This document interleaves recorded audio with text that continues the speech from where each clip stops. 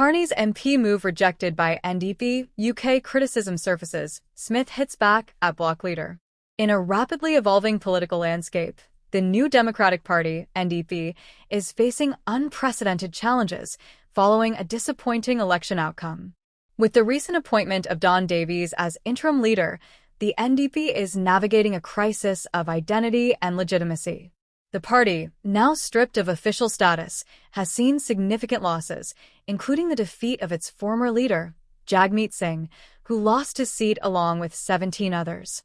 This situation has left the NDP with only 7 remaining MPs, forcing them to confront internal and external pressures as they look to regroup and rebuild. Davies has publicly acknowledged attempts by the Liberal Party, now led by Mark Carney, to lure NDP MPs to defect. He refers to these overtures as feelers from the Liberals, but insists that the remaining NDP MPs are committed to staying true to their party. This reflects not only a determination to maintain party integrity, but also an awareness of the political landscape, where the NDP must defend its identity against accusations of being a mere extension of the Liberal agenda. The NDP's electoral performance has raised significant concerns about its future viability. With the party now lacking official status, it faces a steep uphill battle to regain vital resources, including funding and committee positions, that are essential for operating effectively in Parliament. As Parliament reconvenes, Carney's team is eager to capitalize on the NDP's vulnerabilities, seeking to secure a majority government. This scenario poses a critical question: will any NDP MP take the bait and cross the floor, thereby deepening the party's crisis? Former NDP MP Matthew Dubé has suggested that the party needs to adopt a more pragmatic, provincial-style approach to politics, akin to the successful strategies employed by the NDP in British Columbia, Manitoba, Alberta, and Ontario. This method could provide a viable path for the NDP to rebuild its credibility and attract disillusioned voters. However, the realization of this strategy may take multiple election cycles, leaving the NDP in a precarious position as it seeks to redefine itself in a challenging political environment. One of the few NDP MPs who retained her seat, Jenny Kwan, has been particularly vocal about the detrimental effects of the party's supply and confidence agreement with the Liberals. She argues that this deal has blurred the lines between the NDP and the Liberals, ultimately erasing the NDP's distinct identity. Kwan has emphasized that while the agreement did yield some progressive policies, such as dental care, these gains have been overshadowed by the pressing affordability crisis that many Canadians face.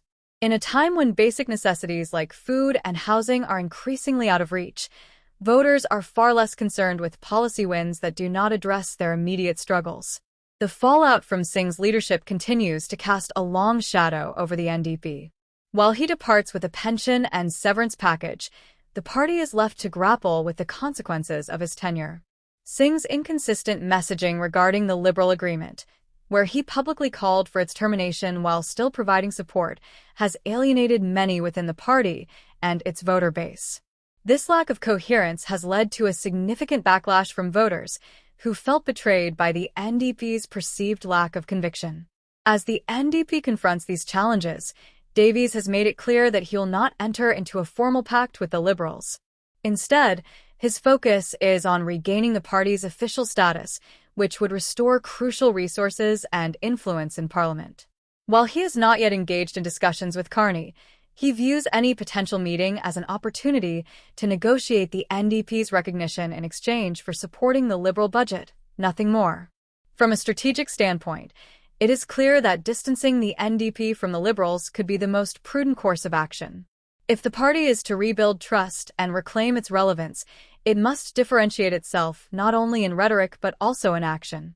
The NDP needs to re-establish its identity as a distinct political entity that prioritizes the concerns of its constituents over mere political expediency.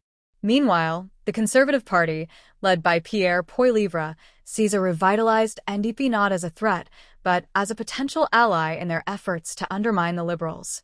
If the NDP can capture even a modest share of the vote, it could siphon support away from the Liberals, thereby increasing the likelihood of a Conservative majority. In retrospect, some analysts argue that the Conservatives may have inadvertently pushed left-leaning voters back into the Liberal fold during the last election cycle by attacking the NDP too aggressively. As the political environment continues to shift, all eyes remain on Mark Carney and his capacity to govern effectively without a steadfast alliance with the NDP.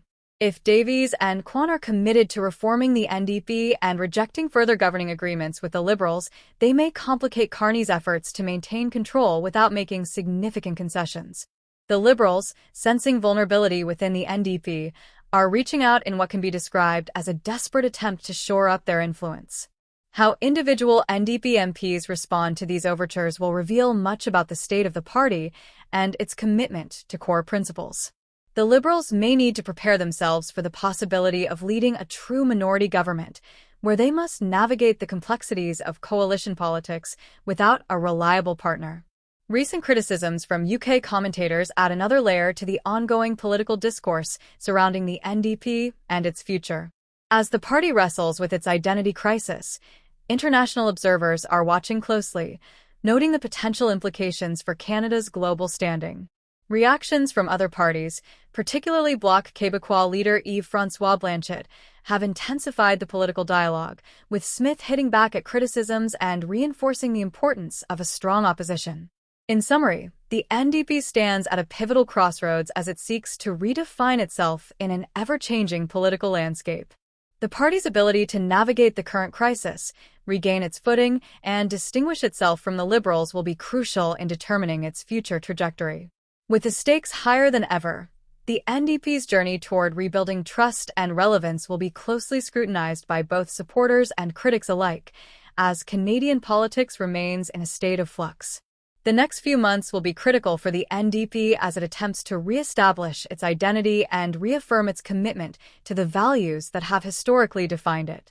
The outcome of this struggle will not only shape the future of the NDP, but may also have far-reaching implications for the broader Canadian political landscape.